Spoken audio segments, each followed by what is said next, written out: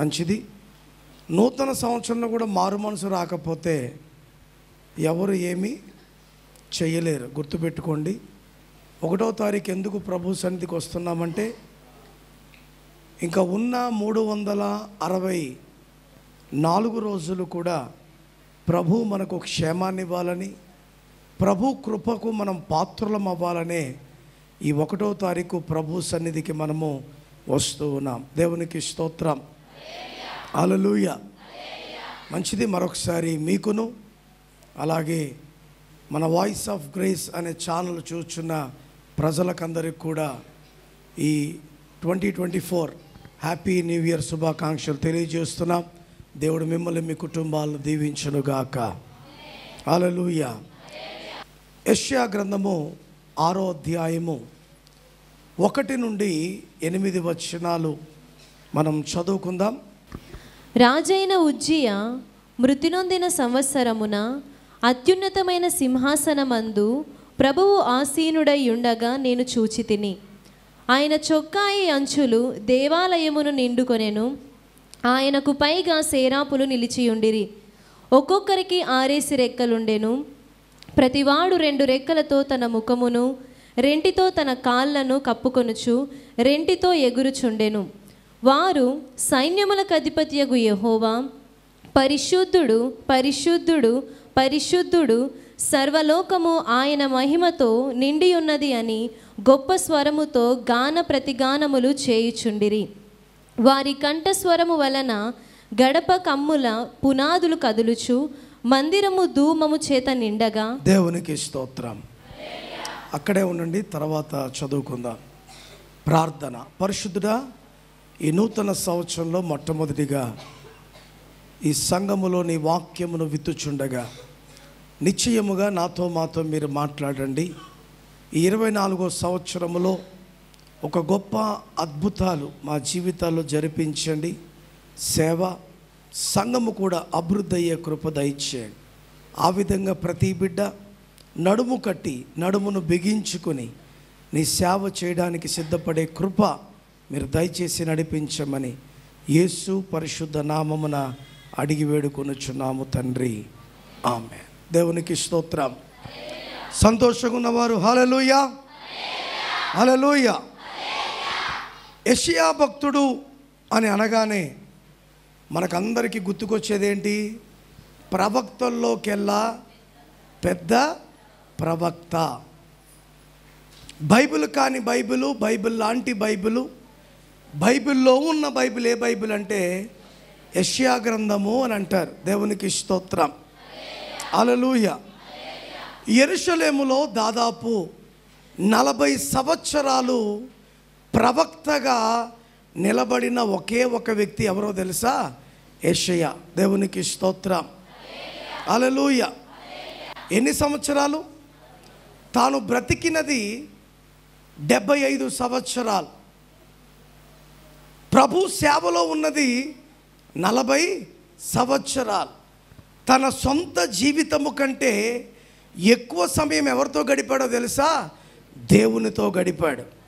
ఈ 24వ సంవత్సరములోకి ప్రవేశింపబడిన నీవు ఇంతకాలము ఎవరి కొరకు బ్రతికావు? దేని కొరకు బ్రతికావు?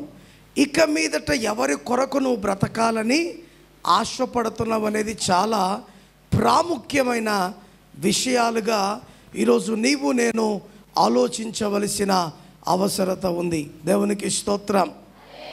కేవలము 35 సంవత్సరాలు మాత్రమే తన కొరకున్నాడు. మిగతా 40 సంవత్సరాలు ఎవరితో స్నేహము తెలుసా? దేవునితో స్నేహము చేస్తూ గొప్ప ప్రవక్తగా దేవుని పక్షమున నిలబడి ఆ యెరూషలేములో ఉన్న ప్రజలందరికీ కూడా నాయకుడిగా నిలబడి ఉన్నాడు. దేవునికి స్తోత్రం. హల్లెలూయా. అంత పెద్దగా ఈ ప్రవక్తకు పేరు రావడము గల కారణము ఏంటి అనంటే, తన్ను తాను దేవుని దగ్గర ఏమై ఉన్నాడో కనుపరుచుకున్నాడు. గుర్తుపెట్టుకోండి. ఏం చేసుకున్నాడు? వాట్ యామ్ ఐ అనేది యెషయా భక్తుడు దేవుని దగ్గర కనుపరుచుకున్నాడు. ఇప్పుడు మనం 6వ అధ్యాయము 1వ వచనాన్ని కనుక మనం చూడగలిగితే, మీకు ఇంతకుముందే చెప్పాను, యెషయా అనే పేరుకు అర్థం ఏంటంటే దేవుడే రక్షణ. చెప్పండి, దేవుడే రక్షణ. కనుక యెషయా జీవితం అంతా కూడా అనేక మందికి గొప్ప రక్షణగా మార్చబడింది. ఈ నూతన సంవత్సరము ప్రభు సన్నిధికి వస్తున్న నీ జీవితం ఎవరికి రక్షణగా మార్చబడింది? ఎంతమంది రక్షింపబడ్డారు?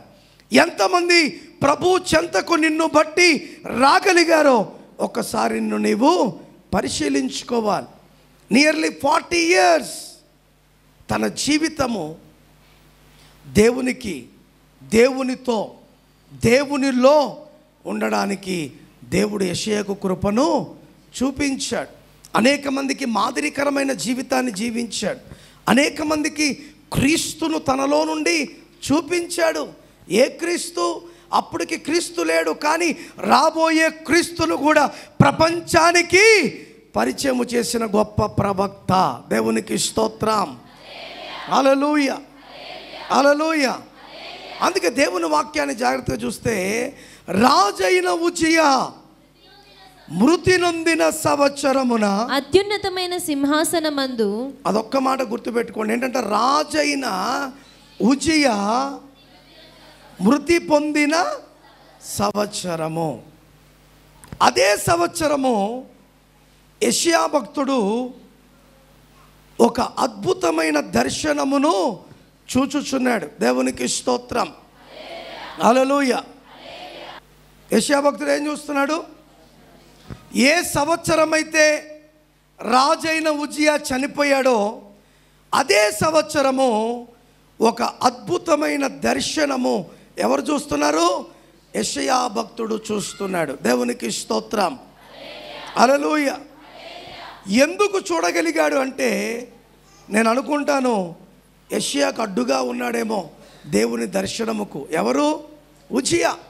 ఈరోజు మన జీవితాల్లో అనేక అడ్డుబండలు ఉన్నాయి, అడ్డుగోడలు ఉన్నాయి, అడ్డు విధానాలు ఉన్నాయి. అవి నీ జీవితంలో నుండి నీవు తొలగించుకుంటేనే కానీ దేవుని ముఖ దర్శనమును నీవు చూడలేవు. గుర్తుపెట్టుకో, దేవుని మహిమ నీ మీద ఉదయించాలి అంటే, దేవుని కార్యము నీవు రుచి చూడాలి అంటే, దేవుని వైభోగమును నీ కళ్ళతో నీవు చూడాలి అంటే, నీకు దేవునికి మధ్య ఉన్న ఎన్నో అడ్డుగోడలు ఈరోజు పగిలిపోవాలి, తొలగిపోవాలి. అవి మరలా ఎన్నడూ నీకు దేవునికి మధ్య రాకుండా ఉండాలి. అప్పుడే నువ్వెవరిని చూడగలుగుతావు తెలుసా? దేవుని దర్శనమును చూడగలుగుతావు. దేవునికి స్తోత్రం. హల్లెలూయా. అత్యున్నత సింహాసనమందు ప్రభువు ఆసీనుడవుట చూచాడంట. దేవునికి స్తోత్రం. ఎవరండి ప్రభు? ఎవరు? సృష్టికర్త అయిన దేవుడు ఎక్కడ ఆసీనమై ఉన్నాడు? అత్యున్నత సింహాసనం. దేవునికి స్తోత్రం. అడ్డు నీకుంటే, అడ్డు గనుక నీకు దేవునికి మధ్య ఉంటే నువ్వెవరిని చూడలేవు. దేవుని సన్నిధికి వచ్చేది ఎందుకు? భక్తి చేసేది ఎందుకు? దేవుని కలుసుకోవాలనే కదా, దేవుని చూడాలనే కదా, ఆ దేవుని స్వరమును నీవు వినాలనే కదా ఇంతకాలము భక్తి చేస్తూ దేవుని దగ్గరికి వచ్చావు. మన స్వరము వినకుండా, ఆ కార్యములు చూడకుండా, అద్భుతాలు చూడకుండా ఎందుకు అనేక విషయాలు నీవు అడ్డుగోడగా పెట్టుకుంటున్నావు? ఆలోచించు. నీ తలాంతు, నీ సమయము ఎవరికి ఇవ్వాలి? దేవునికి ఇవ్వాలి. ఏదో వ్యక్తి అన్నాడని నీ తలాంతును మనుచుకోవడం కాదు. నీ తలాంతును బట్టి నువ్వేం చేయాలంట? ప్రభువును స్తుతించాలి. అనుకున్న వాళ్ళు ఎన్నన్నా అనుకుంటారు, మాట్లాడేవారు ఎన్నైనా మాట్లాడతారు. వాటి వైపు నీ చెవి పెట్టావా, నీ ఆత్మీయ స్థితి నుండి నీవు జారిపోయినట్టే. అందుకే ఎప్పుడు మనుషుల వైపు నీ చెవి పెట్టొద్దు. ఎవరి వైపు పెట్టాలి తెలుసా? అత్యున్నత సింహాసనముపై ఆసీనుడైన ఆ దేవుని వైపే నీ చెవును పెట్టాలి. దేవునికి స్తోత్రం. హల్లెలూయా. ఇంకా విచిత్రం ఏంటంటే తెలుసా, ఆయన ఆసీనుడు అవ్వడమే కాదు, ఆయన చొక్కాయి అంచులు దేవాలయమును నిండుకొని ఉన్నవి. దేవునికి స్తోత్రం. Hallelujah. Hallelujah. His robe was filled the temple of God అని ఉంది. ఆయన అంగి చొక్కా యొక్క అంచులు దేవాలయమును నిండుకొని ఉంది. ఆ దర్శనమును చూస్తున్నాడు. అలాగే చూస్తుంటే ఆయనకు పైగా శరాపులు ఉన్నాయంట. ఎవరున్నారు? శరాపులు ఉన్నారు. ఈ శరాపులకు విశేషం ఏంటంటే 6 రెక్కలు ఉన్నాయంట. దేనిలకి? ఈ శరాపులకు. 2 రెక్కలతో ముఖమును, 2 రెక్కలతో పాదములను కప్పివేసుకుని 2టితో ఎగురుతూ ఏమని పాడుతున్నాయంట తెలుసా? అమ్మా మైక్ లేదమ్మా. సైన్యములకు అధిపతియగు యెహోవా, సైన్యములకు అధిపతియగు యెహోవా పరిశుద్ధుడు పరిశుద్ధుడు పరిశుద్ధుడు పరిశుద్ధుడు పరిశుద్ధుడు పరిశుద్ధుడు. సర్వలోకము ఆయన మహిమతో నిండి ఉన్నది. ఆయన మహిమతో నిండి ఉన్నది. దేవునికి స్తోత్రం. హల్లెలూయా. ఆ దూతలు చేయుచున్న ప్రతిగానములను బట్టి, ఆ దూతలు చేయుచున్న స్తుతి ఆరాధనను బట్టి భూమంతా కూడా దేవుని మహిమతో నింపబడి ఉంది. దేవునికి స్తోత్రం. హల్లెలూయా. నిన్ను ప్రభువుతో కలిపే సంబంధం ఏదైనా ఉందంటే అది ఆరాధనే. మరి దేవుని వాక్యం ఏంటంటే ఆ సంబంధాన్ని ఎలా నిలబెట్టుకోవాలో జ్ఞానమునిచ్చేది దేవుని వాక్యం అయితే, నిన్ను నన్ను కలిపేది ఆరాధన. అందుకే ఎంత ఆరాధన చేస్తే అంత దేవునితో సంబంధము కలిగి మనము జీవించగలుగుతాం. దేవునికి స్తోత్రం. హల్లెలూయా. నీకు సంబంధము లేదనుకో, నువ్వు దేవునితో సహవాసము చేయడానికి అవకాశమే ఉండదు. అందుకే ఖాళీగా ఉన్నవారులారా, మీ వ్యక్తిగత జీవితముతో ప్రభువును ఆరాధిస్తూ ఉండు. ప్రభువుకు కృతజ్ఞత ఇస్తూ ఉండు. అది చిన్నదైనా, అది పెద్దదైనా, అది ఏమైనా. ఎవరికి మహిమ? దేవునికి మహిమ. ఉన్నా మహిమే, లేకపోయినా, ఇచ్చినా మహిమే, ఇవ్వకపోయినా, పొందినా మహిమే, పొందకపోయినా మనము దేనికి భయపడవలసిన పని లేదు. హల్లెలూయా. కానీ మానవుని జీవితం పొందితే ఒక సంతోషం, పొందకపోతే చెప్పండి, పొందకపోతే దుఃఖం. పోతే పోనీలే అనే మనసు ఉంటుందా? ఉండదు. కొంతమంది వెంటనే గాయపరచబడతారు. చెప్పిన మాటను అర్థం చేసుకోరు, ఉన్న పరిస్థితులను అర్థం చేసుకోరు. నన్నే అన్నాడు, కావలసుకుని అన్నాడు, నన్నే అనింది, కావలసుకుని. అది ఏంటో తెలుసా? దయ్యపు ఆలోచన. నిజముగా దేవుని బిడ్డను గద్దిస్తే ఆ గద్దింపునకు విశ్వాసం ఏమవ్వాలంటండి? లోబడాలి. ఎస్, ఈ పొరపాటు నాలో ఉంది, అందుకే దేవుడు నాతో మాట్లాడాడు గనక నేను సరి చెయ్యబడాలనే ఆలోచన ఉన్నవాడే నిజమైన విశ్వాసి, నిజమైన దేవుని బిడ్డ. నీవు ఎప్పుడైతే గద్దింపునకు లోబడక గద్దింపును ఎదిరించావో నీలో పనిచేయించింది దురాత్మే కానీ దేవుని ఆత్మ ఏమాత్రము కాదు. పేతురుని అనేక సార్లు దేవుడు తిడితే ఏమైనా చిన్నబుచ్చుకున్నాడా? ముఖం కాదు, అర్థం చేసుకున్నాడు. నేను ఎంత ప్రియునిగా దేవునికి ఉండాలో అని ఆలోచించి అంత ప్రియునిగా దేవునికి దగ్గర అయ్యాడు. అందుకే ఒక ప్రసంగముతో ఎంతమంది మార్చబడ్డారంటండి? 3,000 మంది మార్చబడ్డారు. ఎంత కృప దేవుడు పేతురు గారికి ఇచ్చాడో చూడండి. దేవునికి స్తోత్రం. హల్లెలూయా. హల్లెలూయా. ఇప్పుడు ఆ దూతలు ఆయన పరిశుద్ధుడు పరిశుద్ధుడు పరిశుద్ధుడు పరిశుద్ధుడని ఆరాధన చేస్తుంటే ఏమి కదిలిపోయాయంట తెలుసా? వారి కంఠస్వరము వలన గడప కమ్ముల పునాదులు అదురుచు. దేవునికి స్తోత్రం. హల్లెలూయా. ఆరాధనలో ఎంత శక్తి ఉందంటే అది దేన్నైనా కదిలించగలుగుతుంది. దేవునికి స్తోత్రం. హల్లెలూయా. పౌలు శీలలు ఆరాధించుచుండగా ఆ చెరసాల మీదకి ఏమొచ్చింది? భూకంపం వచ్చింది. చెరసాలలు తెగబడ్డాయి, తాళాలు ఊడిపోయాయి, ఆ చెరసాలకు పెట్టబడిన తలుపే పడిపోయింది. ఇది ఎవరి శక్తి అండి? దేని శక్తి అండి? చెప్పండి. అందుకే ఆయనను ఆరాధించడం అనేది చాలా ప్రాముఖ్యమైనది. దేవునికి స్తోత్రం. దూతలు అలా చేస్తుంటే, దూతలు అలా పాడుతుంటే, దూతలు ఆ విధంగా ప్రతిగానాలు చేస్తుంటే యెషయా కన్నీరు కార్చుచున్నాడు దేవుని దగ్గర. ఏమంటున్నాడు తెలుసా? అయ్యా, నీ పవిత్రత ముందు నేను ఎలా కనపడుతున్నానో తెలుసా? అపవిత్రుని వలె కనపడుతున్నాను.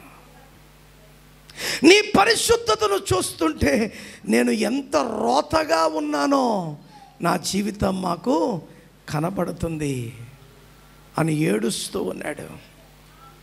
నేను అపవిత్రమైన పెదవులు గలవాడను, అపవిత్రమైన మనుషుల మధ్య నివసించుచున్నవాడను అని ఏడిచి పశ్చాత్తాపడుతుంటే, ఆ పశ్చాత్తాపములు దేవుడిచ్చినది గొప్ప భాగ్యం ఏంటంటే గొప్ప కనికరము యెషయాకు దేవుడిచ్చాడు.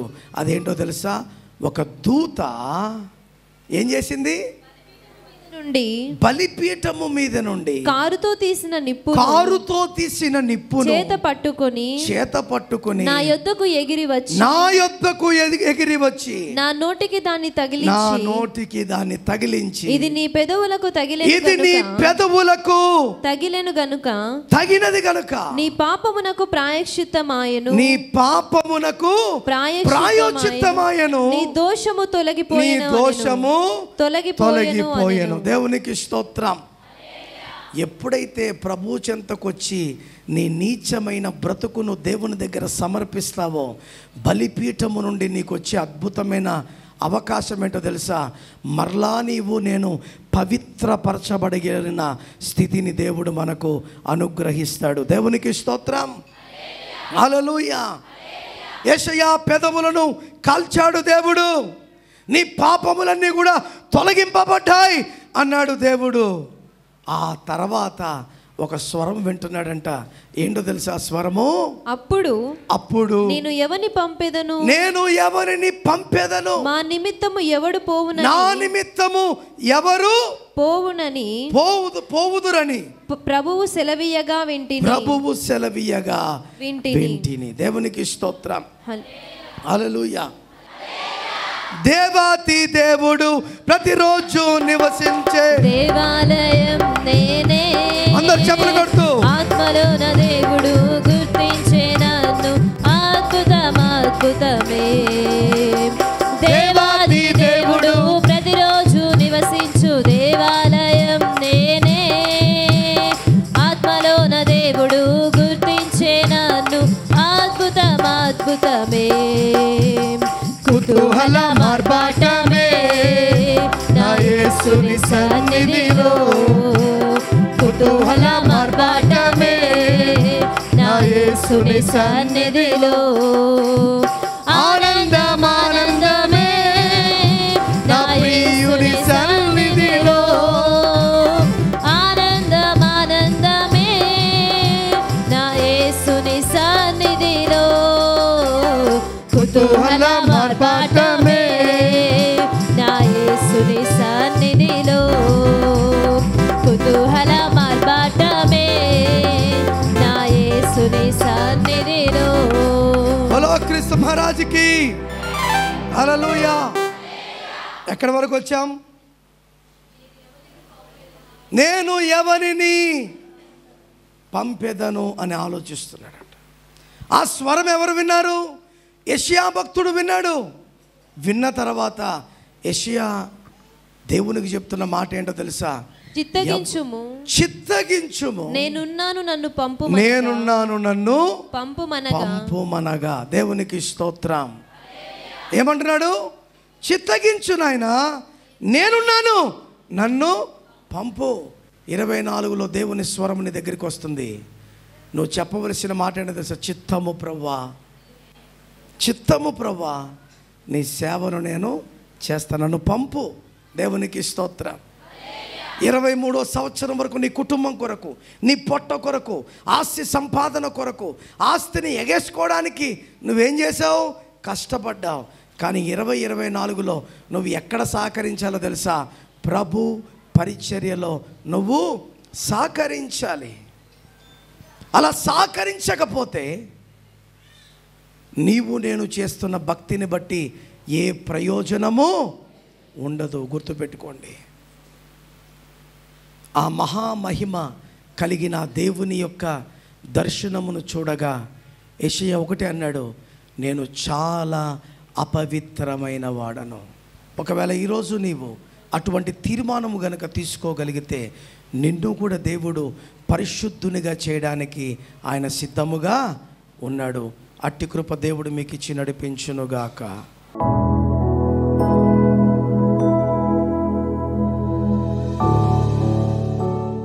పరిశుద్ధుడా, నీ పాదములకు స్తోత్రం. శ్రేష్టమైన నీ మాటలను బట్టి నీకు వందనాలు. ఈ కొత్త సంవత్సరం నీ దగ్గరికి వచ్చాం. సంవత్సరాలు మారుతున్నాయి, దినాలు మారుతున్నాయి, కానీ మా బ్రతుకు మారలేదు.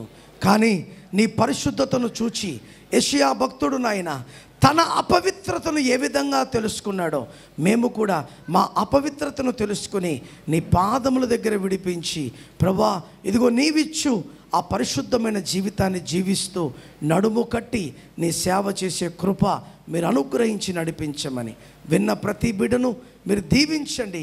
గొప్ప ఫలభరితముగా ఈ కార్యములను వారి జీవితాల్లో మీరు జరిపించమని నీకే స్తుతి, ఘనత, మహిమ, ప్రభావములు ఆరోపిస్తూ యేసు పరిశుద్ధ నామమున అడుగుచున్నాము తండ్రి. ఆమెన్. God bless you. నీ పిలుపు వలన నేను నశించిపోలేదు, నీ ప్రేమ ఎన్నడు నన్ను విడువలేదు, నీ కృప కాచుట వలన జీవిస్తున్నాను, నీ ప్రేమకు సాటి లేదు, నీ ప్రేమకు సాటి లేదు. నశించుటకు ఎందరో వేచియున్నను, నశింపని నీ పిలుపు నన్ను కాపాడెను. ద్రోహము నిందల మధ్యలో నే నడచినను, నీ నిర్మల హస్తము నన్ను భరించెను.